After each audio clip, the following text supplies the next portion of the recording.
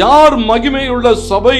தேவன் என் மேலே தம்முடைய மகிமையை ஊற்றி இருக்கிறார். நான் ஒரு மகிமையுள்ள சபையாய் கிறிஸ்துவுக்கு முன்னாலே அவருடைய வருகையிலே நியாய தீர்ப்பின் நாளிலே கரைத்திரை இல்லாமல் நான் நிற்க வேண்டுமானால் இங்கே முதல் வார்த்தை சொல்லப்பட்டிருக்கிறது, என் வாழ்வு தேவனுக்கு பிரியமாயிருக்க வேண்டும். ஆண்டவர் சொல்லுகிற போது யோவான் 10 சொன்னால், என் ஆடுகள் என் சத்தத்தை கேட்டு எனக்கு பின் செல்லுகிறது. தேவனுடைய சத்தம் கேட்கிற அனுபவம், தேவனை பின்தொடர்கிற அனுபவம், தேவனுக்காக வாழ்கிற அனுபவம், தேவ பிள்ளைகளை போல இருக்கிற அனுபவம் நம்முடைய வாழ்வை எல்லா வகையிலும் ஆசீர்வாதமாக்குகிறது. தேவனுக்கு பிரியமான பிள்ளைகளாய் நாம் வாழுகிற போது வேதம் சொல்லுகிறது, ஒரு மகிமையுள்ள சபையாய் அடையாளம் காணப்படுகிறோம்.